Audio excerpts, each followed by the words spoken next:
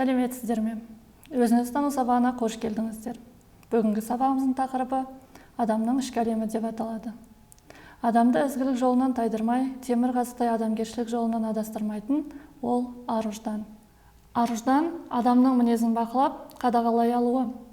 Бүгін біз сіздермен адамның бақытты болу, ішкі тыныштыққа жету, адам атағына лайықты өмір сүруге шақыратын ар-ұждан туралы ойымызды дамытамыз. Бүгінгі сабағымыздың дәйек сөзі ар ұялар ас қалмас.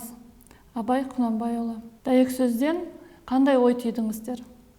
Ар, намыс, ұят дегендерді қалай түсінесіздер? Сыныптастарыңызбен, мұғалімдеріңізбен, отбасы мүшелеріңізбен дәйек сөзінің мағынасын талқылап, ой қорытыңыздар. Ар әр адамның өз ісінің төрешісі. Адамның ар-ұяты қоғам алдындағы міндеттері мен жауапкершіліктерінен көрінеді. Адамның адамгершілігі оның адамдық ар-намысты ардақтауынан байқалады. Арлы адам ардақты және өзгелерге үлгі-өнеге бола біледі. Сабағымызды шәкәрімнің ұждан туралы тұжырымымен жалғастырамыз. Ұждан. Ежелгі Қытай елі бақытты өмір кешіп жатқан. Байы да, кедейі де, үлкені де, кішісі де өз өмірлеріне риза бір заманда адамдар тыныш ұйықтай алмайтын бір кеселге душар болыпты. Оған себеп ұждан деген бір сұлу қыз адамдар түнде тәтті ұйқыда жатқан сәтте келіп оятып, сен бүгін не істедің? Соны анық тексеріп ойлашы дейді екен де, жауабын күтеді екен. Жауап беруші ананы бір, мынаны бір айтып, ақталғандай болса, қашан өзінің сезінген теріс істерін айтып мойнына алғанша тұрады екен. Мына бір ісімді айтамысың дегенде барып, ұждан көрінбей кететін көрінеді. Ол кеткен соң, әлгі адам өзінің күндіз істеген ағаттығын ойлап, ұяты мазалап, ұйқысы қашады екен. Осы секілді оқиға бір адамның басына түсіп, ұйқысы шала болған адамдардың ертеңгі істері жүрмей, елден береке қашыпты. Келе-келе адам жалдайтын байлар мен кісі ұстайтын ұлықтар да осындай жағдайға душар болыпты. Олардан, мына адам неге ұрлық қылды деп сұрайды екен. Жейтін тамағы жоқтықтан. Тамағы неге жоқ? Өндірген бидайын аласам үшін алып қойдым.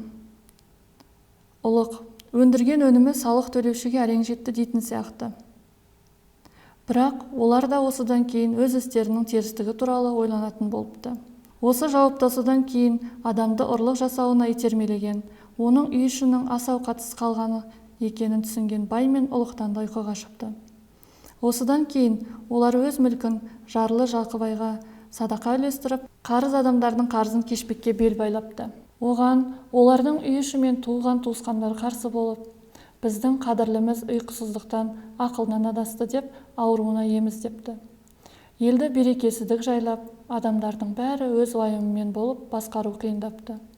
Елдің бас көтерілері кеңесіп, ең ақылды бір қария бар еді. Соған барып жағдарды баяндап, кеңес сұрапты.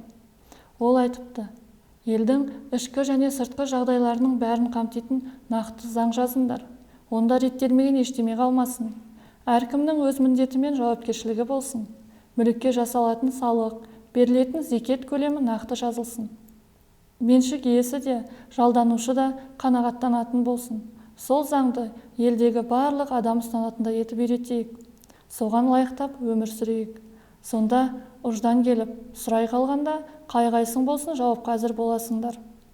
Осылай етіп, барлық адамға қатысты заң жазылып, оны тұрғындар түгел мойындап, адамдар өз істеріне жаңаша кірісіпті. Ұждан келіп, кім-кімнен де сұрай қалса, жұмысы заң шеңберінде екенін айтып ақталыпты. Ілуде бір кісі ескі әдетімен заңсыз әрекет жасай қалса, ұжданның алған жауабында тосылып, осы ұждан заңды орындаушыларға сыбырлап, ол адам жазасын тартыпты. Оны көргендер бұдан былай заң бұзбайтын болыпты. Осылайша елде қайтадан бұрынғыдан да жақсы мамырай заман туыпты. Елде орнаған сол тәртіп ұрпақтан ұрпаққа көшіп жетіпті. Ұждан ешкімді ұйқысынан оятып, мазаламайтын болыпты. Тек ақылдылары ғана ұжданды ұмытпапты. Ел ішінде әділетсіздік пен әдепсіздік бола қалғанда, сізде ұждан жоқ екен деп ел есіне салып тұруды солар бүгінге дейін жеткізіпті. Мәтіннің мазмұнын талқылау үшін экранда берілген сұрақтарға назар аударыңыздар. Ел жұрт неліктен тыныш ұйықтай алмады? Адамдардың ұжданмен кездесуінен кейінгі мазасыздануының себебі неде? Ұждан адамдарды қалай дұрыс жолға салды? Олардың ойын, ниетін қалай жақсартты?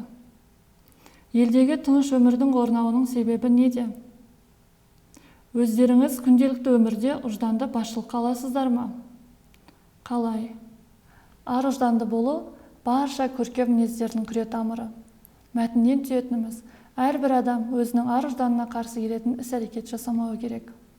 Бүгінгі тақырып бойынша алған білімдеріңізді бекіту үшін келесі шығармашылық тапсырмаларды орындауға шақырамын.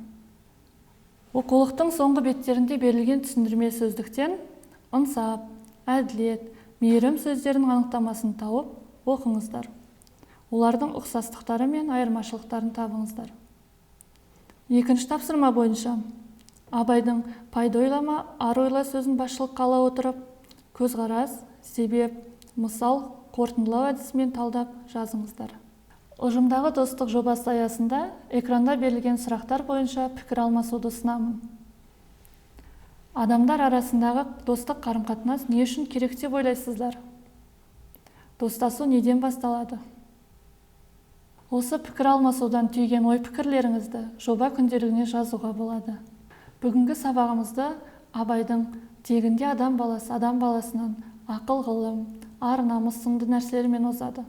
Өзгелермен оздым демектің бәрі ақмақтық деген оймен қорытындылаймыз. Сондықтан да бүгінгі сабақтан үйренген ар, ұят, намыс сынды дүниелер біздің өмірімізде темірқазығымыз болса, өмірде адаспайтынымызға сенімдіміз. Сонымен сабағымыз аяқталды. Қош, сау болыңыздар.